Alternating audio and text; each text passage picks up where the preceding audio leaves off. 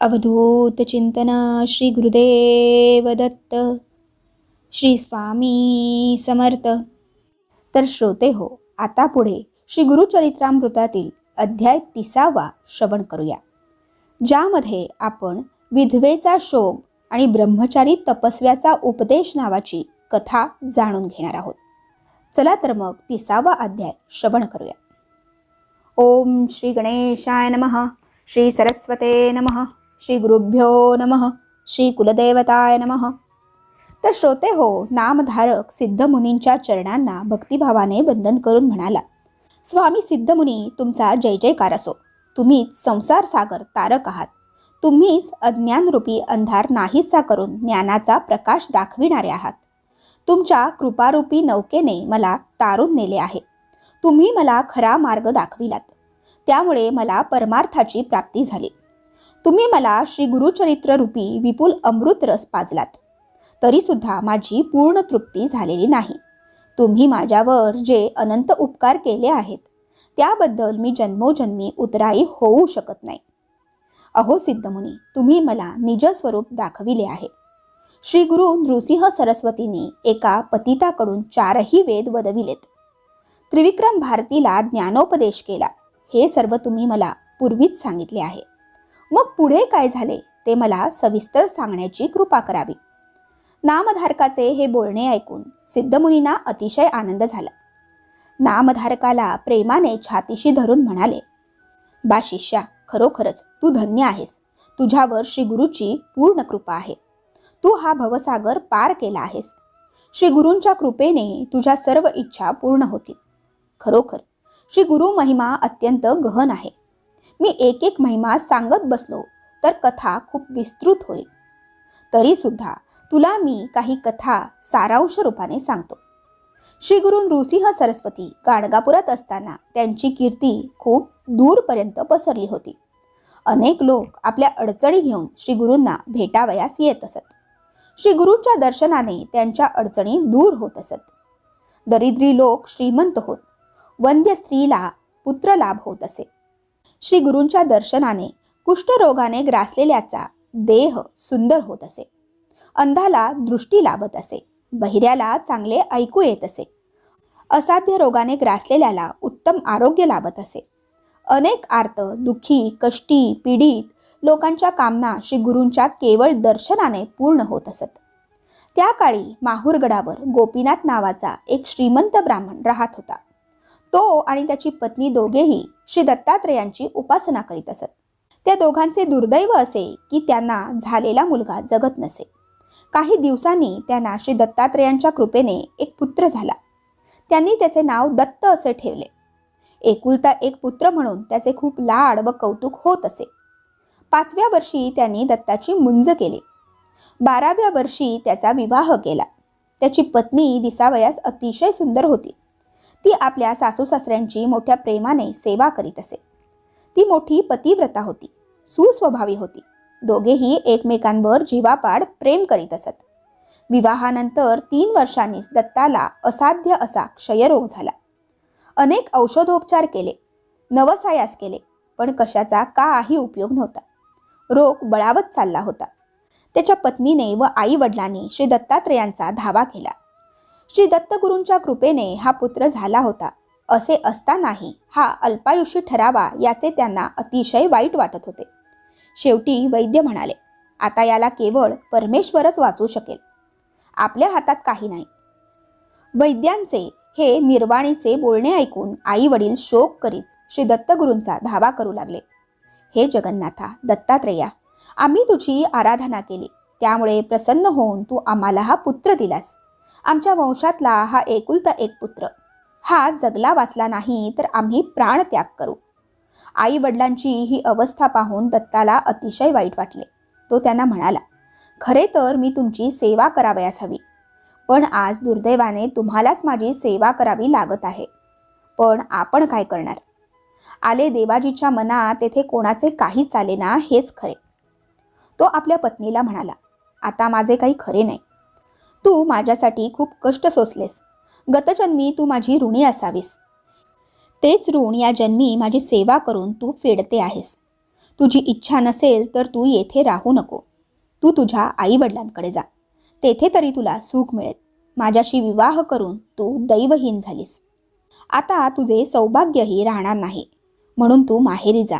हे त्याचे शब्द ऐकताच ती शोक करू लागली. ती म्हणाली, तुम्ही असे का म्हणता? तुमच्याशिवाय जिवंत राहण्याची मी कल्पनाही करू शकत नाही. तुम्ही जिकडे जाल तिकडे मी येईन. मग ती शोक करीत असलेल्या सासू सासऱ्यांचे सांत्वन करीत म्हणाली, तुम्ही कसलीही काळजी करू नका, धीर सोडू नका. माझे पती नक्की वाचतील. गाणगापुरात स्वामी श्री नृसिंह सरस्वती आहेत. ते त्रैमूर्तींचा अवतार आहेत. त्यांच्या केवळ दर्शनाने माझे पती बरे होतील अशी माझी श्रद्धा आहे. मी यांना तिकडे घेऊन जाते. सासू सासऱ्यांनी होय नाही करीत शेवटी नाईलाजाने परवानगी दिली.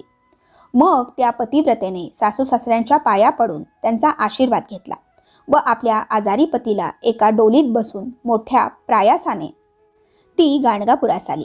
ती एका धर्मशाळेत उतरली.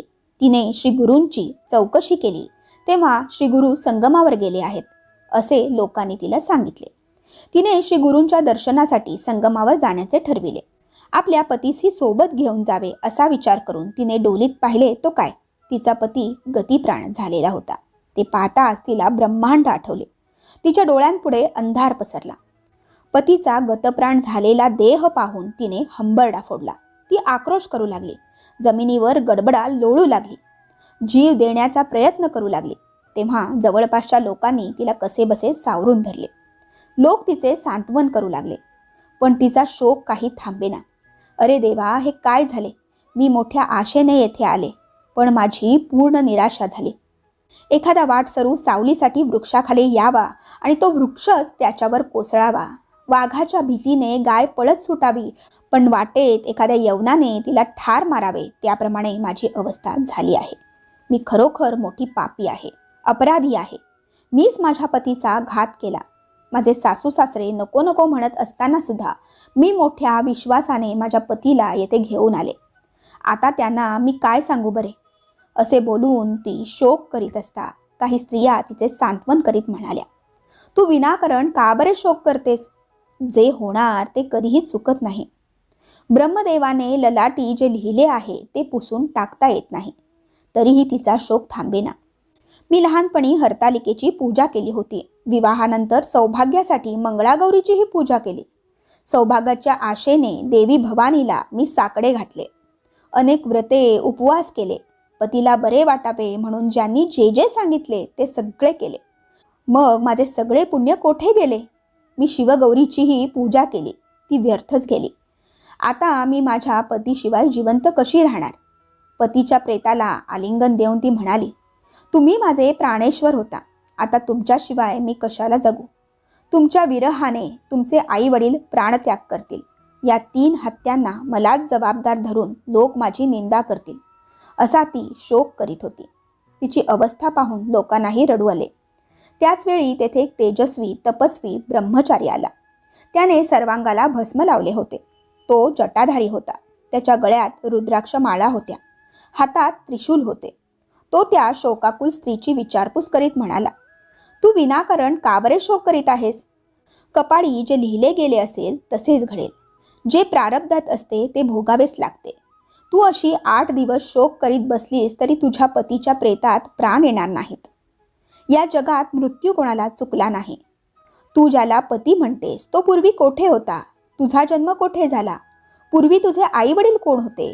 समुद्रात योगायोगाने 2 लाकडे एकत्र येतात, पण पाण्याच्या एकाच लाटेने ती एकमेकांपासून दूर जातात. ती पुन्हा कधीही एकत्र येत नाहीत. तशीच सर्व नातीगोती असतात. एखाद्या वृक्षावर काही पक्षी विश्रांतीसाठी येऊन बसतात व पुन्हा 4ही दिशांना उडून जातात. हा संसार असाच आहे. येथे कोणीही कायमचा टिकत नाही. हा संसार क्षणभंगूर आहे. मृत्यूपुढे कोणाचे काहीही चालत नाही. नातीगोती आप्तस्वकीय सर्व काही क्षणिक आहे. मृत्यू कोणालाही टळत नाही. कोणाला तो बालपणी वा तरुणपणी येतो, तर कोणाला तो वृद्धापकाळी येतो, पण तो येतोच येतो. दुसरे हे की हा देह पंचभौतिक आहे. या देहातून प्राण गेले की त्या देहाला दुर्गंधी सुटते. केवळ रक्तमांस अस्थि इत्यादींनी बनलेल्या देहाचा मोह कशासाठी धरायचा? त्या ब्रह्मचार्याने असा परोपरीने उपदेश केला असता त्या स्त्रीचे समाधान झाले. तिला सत्यज्ञान झाले. ती त्या ब्रह्मचार्याच्या चरणांना वंदन करून म्हणाली, स्वामी, माझा उद्धार करा. तुम्हीच माझे मायबाप आहात. आता मी काय करावे? मी काय केले असता हा संसार सागर तरून जाईल? तुम्ही सांगेल ते मी करीन. त्या स्त्रीने अशी विनंती केली असता त्या ब्रह्मचार्यास आनंद झाला. मग त्याने पतीच्या निधनानंतर विधवा स्त्रीने काय करावे, काय करू नये, परमार्थ चिंतन, व्रतस्थ कसे राहावे, हे सर्व सविस्तर सांगण्यास सुरुवात केली. अशा रीतीने श्री गुरुचरित्रामृतातील विधवेचा शोक, ब्रह्मचारी तपस्व्याचा उपदेश नावाचा अध्याय 30 येथेच समाप्त होतो. बोला अवधूत चिंतन श्री गुरुदेव दत्त. श्री स्वामी समर्थ.